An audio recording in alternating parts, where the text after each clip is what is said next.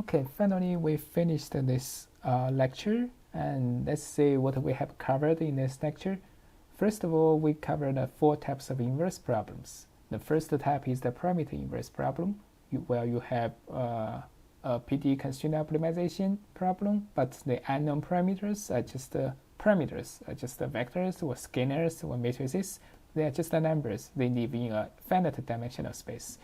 So in that case, you can just derive the gradients with respect to those parameters and fit the gradient to any optimizers you have, like Adam, AdaGrad, LPFGS, or anything else.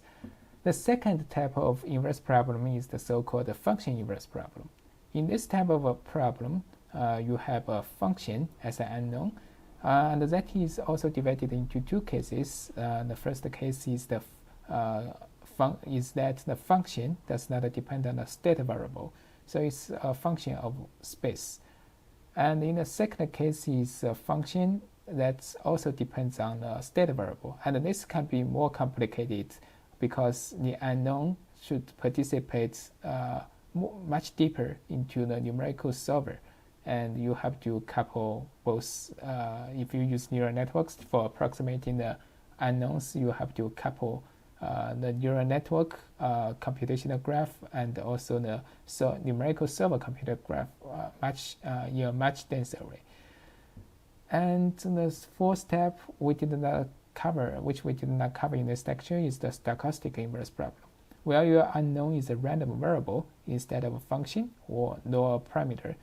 And this can be challenging in some cases because your observation is distribution or samples from the distribution, and you want to estimate on the stochastic variable within your PDE system.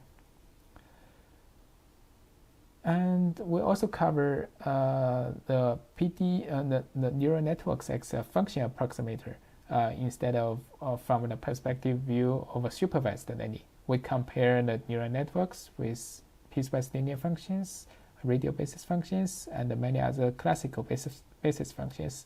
We see that the neural networks can perform quite well in some scenarios, such as the function has some discontinuity, or your dataset has a lot of noise, or you have a high dimensional input and output, or finally finally, this is not specific to neural networks, but also to many other techniques.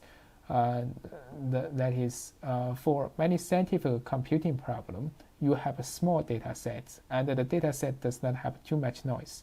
Then you can just use quasi-Newton optimization method that's fast and stable, and and in many cases they can outperform the stochastic gradient method.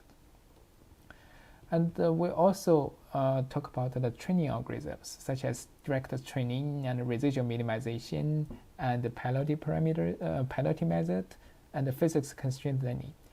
And out of the 4 methods, the last 3 methods, residual minimization, penalty method, and the physics constraint learning method, does require the information of PDEs. The first method does not require PDEs, but is the most limited because it requires that you know the inputs and outputs of the neural network. But for the other 3, you do not need to do that. You have to use the PDE information as a way to train your neural network.